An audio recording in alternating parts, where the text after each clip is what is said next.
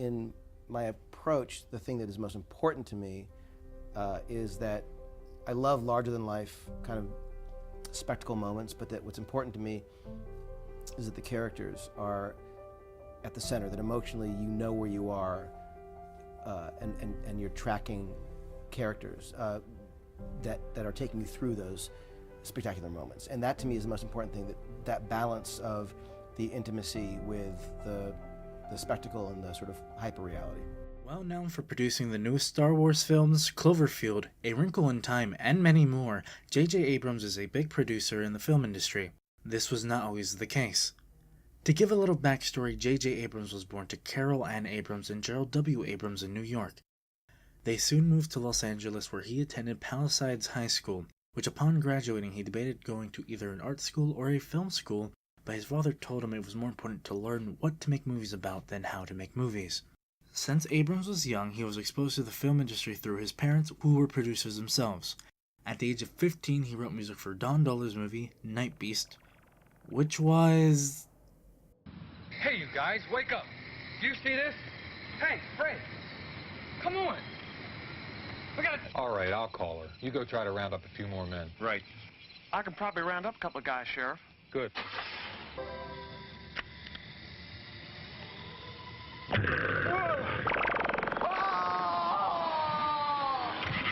Pretty much as good as a 1980s movie gets.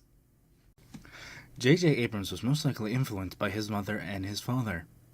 Carol Ann Abrams was an executive producer who produced The Ernest Green Story, which was a 1993 television film which aired on the Disney Channel. The film was based around the Little Rock Nine during the 1957 forced integration of Little Rock Central High School. And Gerald W. Abrams is a TV executive producer that has produced over 70 films, including, most recently, Love Again, Christmas Shepherd, and Houdini. Having very experienced role models around the house would set him on the path to become such a great producer that he is today. Not much else is known about J.J. Abrams' early life. He has not shared too much of his childhood, so I'm going to continue with the successes he had in his early career. After Night Beast, J.J. Abrams screenwrote and produced the movie regarding Henry. The movie is based around a businessman who does very shady business practices. We follow him in his daily life as an angry and uptight person who puts his work over his family and the well-being of others. After getting shot in the head, he has to start over from nothing. Having to relearn basic motor functions, how to read, and how to interact with people, he begins anew and for the better. He becomes a more loving, respectful husband, a person that actually cares about people instead of trying to screw them over for monetary gain, and kind of finds himself as a new person instead of wanting to be the old person that used to be harmful, hateful, and vile. He instead wants to be a sweeter, kinder, and more compassionate person. Regarding Henry was very mediocrely received, receiving only a 6.7 IMDb rating. The next movie, Forever Young, stars Mel Gibson, Elijah Wood, and Jimmy Lee Curtis, a wonderful casting, and still the film only received a 6.3 on IMDb.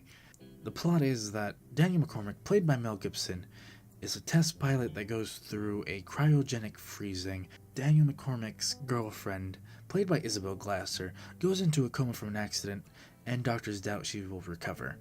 McCormick insists that he goes into suspended animation for a year, so he does not have to watch Helen die, and instead appears 53 years into the future in a military storage warehouse where two boys are playing.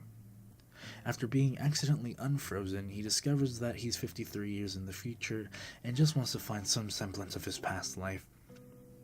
After finding a book holding the secrets of the cryogenic suspension, he's chased down by the government as he discovers that he starts to rapidly age because the cryogenic freezing does not suspend him properly, just postpones aging.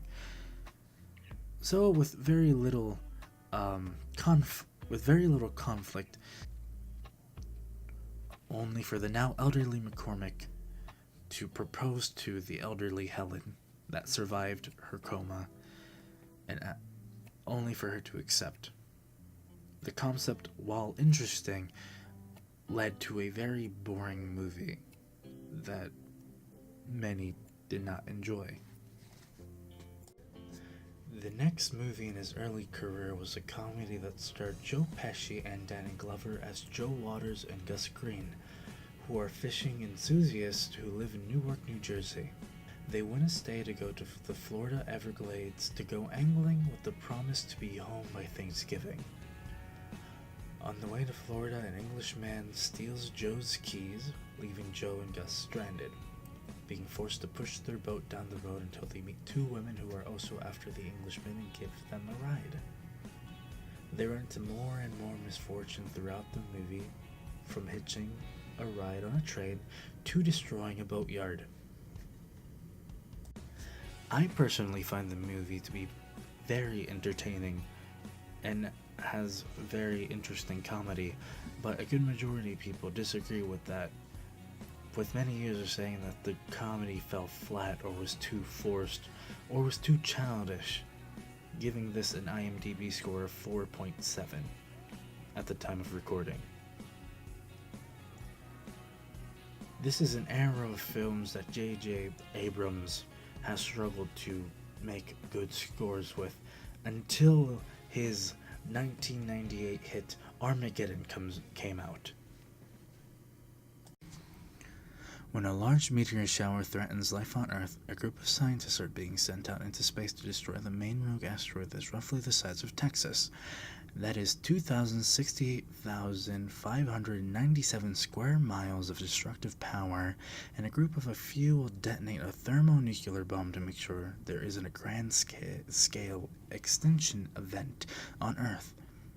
A meteor that destroys half the city of Shanghai is what sets all these actions into motion.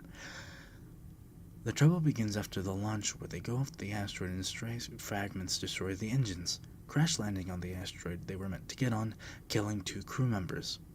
They continue with the mission in a rush to save the planet, only to run into a gas pocket which blows up their equipment as they dig down, which causes an asteroid to fall to Paris, nearly decimating the entire city. They're ready to plant the bomb as it's damaged, meaning someone has to stay behind and manually set it off. This is a truly intensely written screenplay that Abrams wrote alongside others. It shows the sacrifice people are willing to make to save something they love.